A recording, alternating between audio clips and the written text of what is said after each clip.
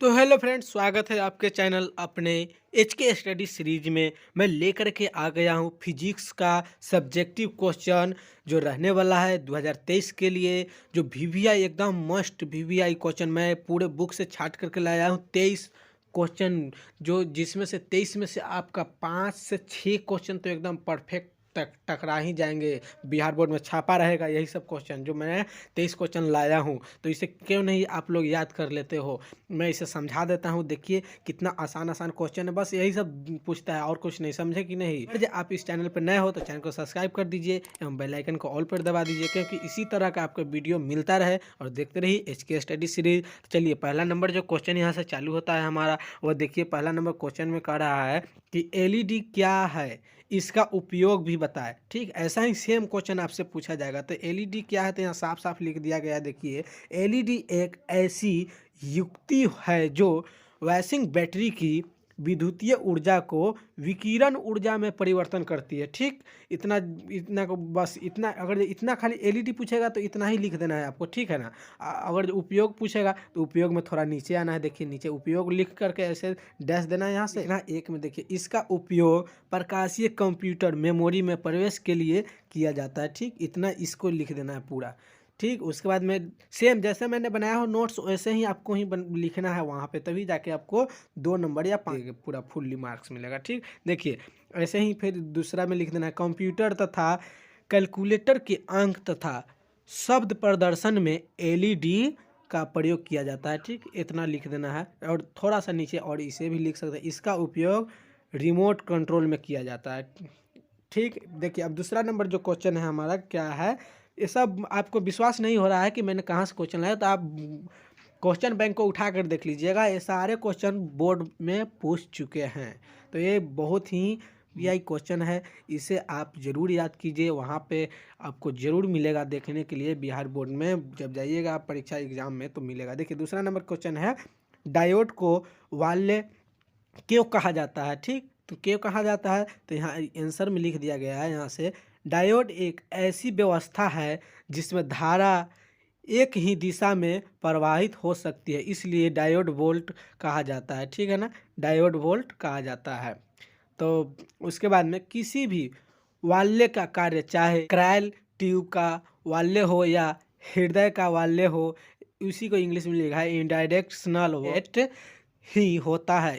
इसलिए डायोड का उपयोग डिस्टकारी में भी किया जाता है। इतना लिख देना। ठीक है ना, बस सेम इतना ही लिख देना है। क्या इसे आप लिख लीजिए, मैं आप चाहे तो स्क्रीनशॉट भी ले लीजिए, बाद में लिख लीजिएगा। ठीक, चलिए तीसरा नंबर क्वेश्चन है एनालॉग और डिजिटल सिग्नल से आप क्या समझते हैं। एनालॉग और डिजिटल सिग्नल से आप क्या समझते हैं, तो ये दोनों को थोड़ा थोड़ा, एनालॉग के बारे में, इसके बारे में, और डिजिटल सिग्नल के बारे में, मतलब दोनों के बारे में थोड़ा थोड़ा लिख देना है। देखिए तो एनालॉग सिग्नल लिख करके ऐसे डैश देना है यहाँ से, और यहाँ से लिखना है ऐसा धारा वोल्टेज सिग्नल जो समय के साथ सतत परिवर्तन हो उस एनॉल सिग्नल कहा जाता है। ठीक है ना, मतलब कितना आसान है। देखिए तो इसमें कुछ करना है, एनॉल सिग्नल लिख कर डैश देना है। ऐसा धारा वो वोल्टेज जो सिग्नल जो समय के साथ सतत परिवर्तन हो उसे एनॉल सिग्नल कहा जाता है। बस इतना हो गया।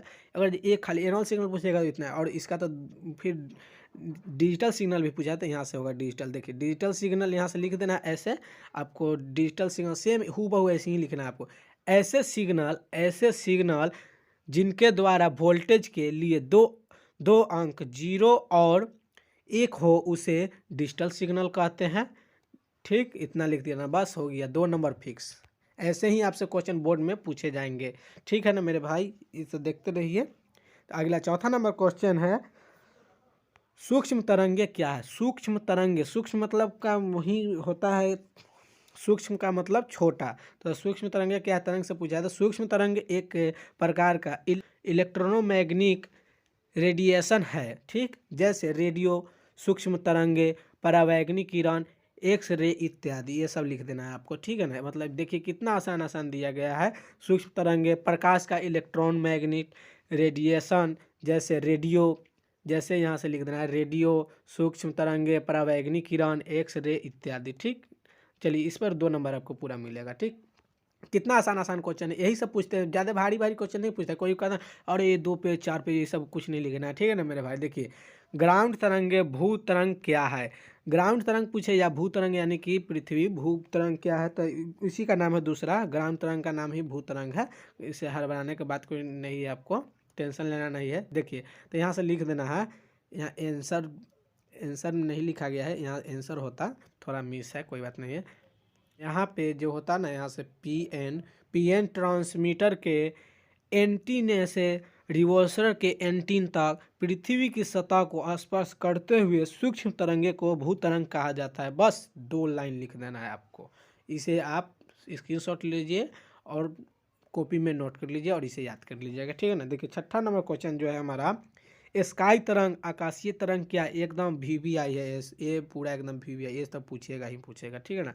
आकाश तरंग और आकाशीय स्काई तरंग और आकाशीय तरंग क्या है, ठीक है, दोनों यही नाम है इसी का, कोई बात नहीं। चलिए इसको क्या लिखा, देखिए जो तरंग ट्रांसमीटर के एंटीना से निकलकर पृथ्वी के आयन मंडल से परावर्तित होकर सीवर के एंटीना तक पहुंचते हैं उसे आकाशीय तरंग कहते हैं या स्काई तरंग कहते हैं। बस 2 लाइन से 3 लाइन लिख देना, ठीक है ना, बस 2 नंबर आपको फिक्स मिल जाएगा। चलिए स्प्रेंग तरंग अंतरिक्ष तरंग क्या है, स्प्रेंग तरंग या अंतरिक्ष तरंग पूछेगा तो आपको यही लिखना है, ये वाला। देखिए जो तरंग ट्रांसमीटर के एंटीना से निकलकर पृथ्वी आयन मंडल के ऊपर भू स्थित कक्षा में स्थिर उपग्रह से परावर्तित होकर शिविर के एंटीना तक पहुँचे उसे स्प्रेंग तरंग या अंतरिक्ष तरंग कहते हैं। बस 3 लाइन तो ही लिखना है आपको, बस यही 3 लाइन, 1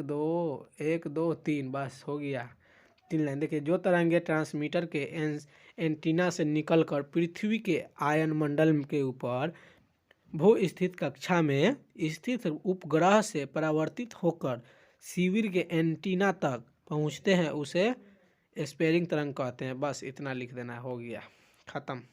चलिए अगला 8 नंबर जो है, मॉडलन को परिभाषित करे तथा इसके प्रकारों को लिखे। मंडूलन क्या है, मंडूलन पूछ रहा है ना, मंडूलन क्या है। देखिए मंडूलन यहाँ से आपको यहाँ दिख रहा होगा, मंडूलन यहाँ से आंसर में लिखा है। मंडूलन सूचना तरंगे का वह तरंगों पर अध्यारोपण या संयोजन ही मंडूलन कहलाता है। बस देखिए कितना आसान लिखा गया है, सूचना तरंग वह तरंग पर अध्यारोपण या संयोजन ही मंडूलन कहलाता है। मंडूलन 3 प्रकार के होते हैं, कौन कौन, तो वो आयाम मंडूलन, आवृत्ति मंडूलन, कला मंडूलन, ठीक है ना। चलिए बस इतना लिख देना, 2 नंबर फिक्स है। ये सब बहुत वीवीआई क्वेश्चन है, आप लोग जरूर इसे याद कीजिए, यही सब क्वेश्चन पूछे जाएंगे, अल्टर कोई क्वेश्चन मतलब अलग से नहीं, यही सब आते हैं, देख लीजिएगा। पिछले उस सब में से भी छांट कर लाया हूँ क्वेश्चन, तो इसे जरूर याद कीजिए और अंत तक बने रहिए। 23 क्वेश्चन मैं करा रहा हूँ यहाँ पे। अभी 9वां नंबर क्वेश्चन है, लेजर क्या है, लेजर किरणें को 2 प्रमुख विशेषता लिखे। देखिए लेजर किरणें क्या है तो 1 नंबर मिलेगा, लेजर किरणें की 2 प्रमुखता विशेषता अगर आप लिखते हैं तो पूरा 2 नंबर मिलेगा, ठीक है ना। तो देखिए यहाँ से क्या है, लेजर, लेजर का पूरा नाम एल पहला है तो light amplification by simulated emission of radiation है, ठीक है ना, इतना लिख देना है। इसका प्रकाश 1 वर्गीय होता है, बस इतना हो जाएगा तो ये लेजर हो गया। अब विशेषता आपको लिखना है, ठीक है ना, विशेषता लिख करके ऐसे डैश दीजिएगा जैसे यहाँ लिखा गया है। इसके द्वारा विद्युतीय चुंबकीय तरंग उत्पन्न किया जाता है, यह एक दिशिक कला संबंध एवं 1 वर्गीय होता है, इतना लिख देना है, बस आपको पूरा राइट 2 नंबर मिलेगा, 2 नंबर पूरे मिलेंगे मार्क्स। चलिए अगला देख लेते हैं क्वेश्चन 10वें नंबर, पीएन जंक्शन क्या है, उसका उपयोग दिष्टकारी के रूप में कैसे किया जाता है। एकदम वीवीआई क्वेश्चन है भाई मेरे, वीवीआई एकदम, इसे तो याद कर ही जाना, ये तो छापा ही रहेगा, ठीक है ना। 23 में से 5 क्वेश्चन आपको जरूर पूछेगा भाई, मैंने कोई फालतू का टाइम नहीं बर्बाद किया हूँ, ये सब टाइपिंग करने में बहुत टाइम लगता है, ठीक है ना। देखिए 10वां नंबर क्वेश्चन है, पीएन जंक्शन क्या है, इसका उपयोग दिष्टकारी के रूप में कैसे किया जाता है। तो देखिए पीएन जंक्शन जो है मतलब यहाँ पर लिख रहा है, पहले उसे समझा देते हैं। यदि किसी विशेष विधि द्वारा किसी अर्धचालक के एक टुकड़े के एक भाग को पी टाइप तथा दूसरे भाग को एन टाइप का बना दिया जाए तो उन दोनों को अलग करने वाले सतह पीएन जंक्शन कहलाता है। पीएन जंक्शन की टाइप लगभग 10 से 3 मीटर होती है मिनिमम, ठीक है ना, इतना होती है। तो बस इसे को कितना आसान में लिखा है, देखिए तो इतना कितना आसान में लिखा गया है। क्या है? पीएन जंक्शन यदि किसी विशेष विधि द्वारा किसी अर्धचालक के एक टुकड़ी के एक भाग को पी टाइप तथा दूसरे भाग को एन टाइप का बना दिया जाए तो उन दोनों को अलग करने वाली सतह को पीएन जंक्शन कहा जाता है। पीएन जंक्शन की मोटाई लगभग 10 से 3 मीटर की होती है, हो सकती है, ये भी लिख सकते हैं आप, ठीक है ना। ये बस इतना लिख देना है। और नीचे देखिए क्वेश्चन और लिखा है यहाँ पे, देखिए उसका उपयोग दृष्टकारी के रूप में बताना है ना, ये वाला को देखिए यहाँ पे क्वेश्चन लिखा है दृष्टकारी के रूप में इसका उपयोग, तो और भी लिखाएगा इसे, तब ना जाके नंबर देगा। देखिए उपयोग यहाँ पर लिख देना है, और देखिए उपयोग लिख करके डैश देना है, और यहाँ से लिखना है पीएन जंक्शन का उपयोग दृष्टकारी के रूप में किया जाता है क्योंकि इसमें इंडायरेक्शनल करेंट होता है। इंडायरेक्शनल करंट होता है जब एसी, यानी पढ़े हैं ना, AC DC current, AC signal PN पर आरोपित किया जाता है तो हेल्प रैली के लिए पीएन जंक्शन अग्र अभिन्नता फॉरवर्ड बिसेवेड भिन्नता रिकवर रहता है। एसी का डीसी में रूपांतर होता है, एसी करेंगे और डीसी में बदल देता है, ठीक है ना। मतलब इसे शॉर्ट ऐसे भी लिख सकते हैं। चलिए अगला देख लेते हैं। 11 नंबर क्वेश्चन है, पीएन जंक्शन के लिए अग्र अभिन्नता पायस तथा पास्य अभिन्नता पायस को समझाए, ठीक है ना।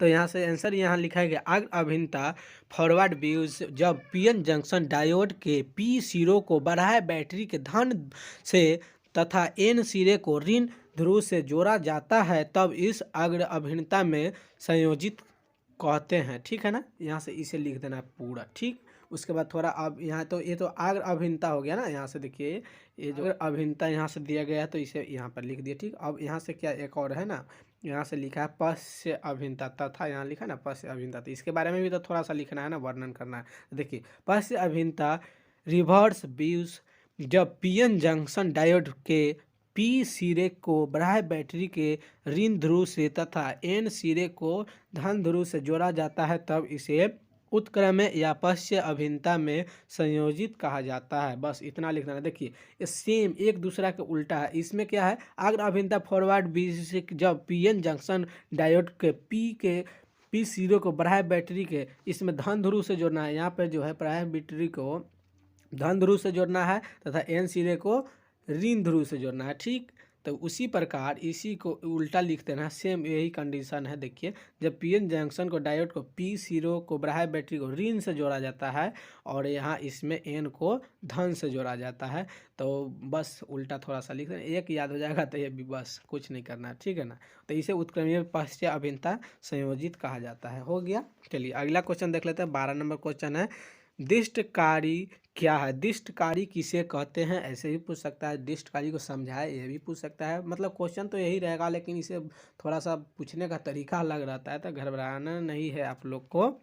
चलिए तो यहाँ से दृष्टकारी किसे कहते हैं, तो दृष्टकारी लिखकर डैश देना, यहाँ से लिखना है प्रत्यावर्ती धारा की अभिदिशा आवर्ती रूप में बदलती रहती है, यहाँ से इसे लिखना है। और प्रत्यावर्ती धारा विभवांतर एक पीएन संधि पर आरोपित कर ही दिशा में धारा पर प्राप्त की जा सकती है। इस कार्य को संपन्न करने वाला युक्ति को दृष्टकारी कहते हैं।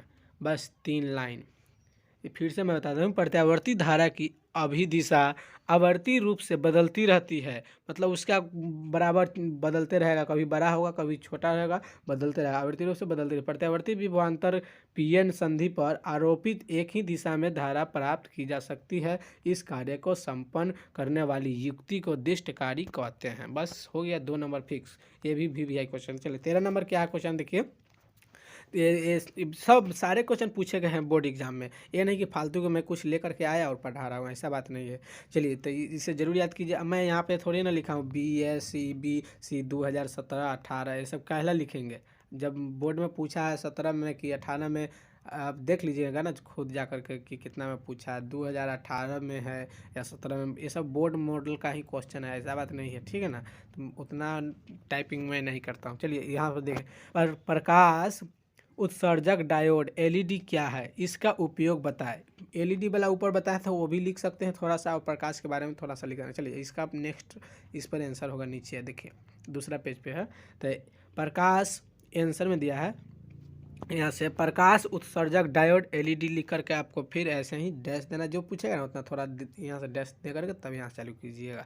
चलिए तो क्या है, प्रकाश उत्सर्जक डायोड एक उच्च अपमित पीएन जंक्शन डायोड है जो किसी अर्धचालक से बना होता है, जैसे गैलियम, जैसे यहाँ से देखिए जैसे में दिया है, जैसे गैलियम आर्सेनाइड या इंडिनियम फॉस्फाइड का बना होता है।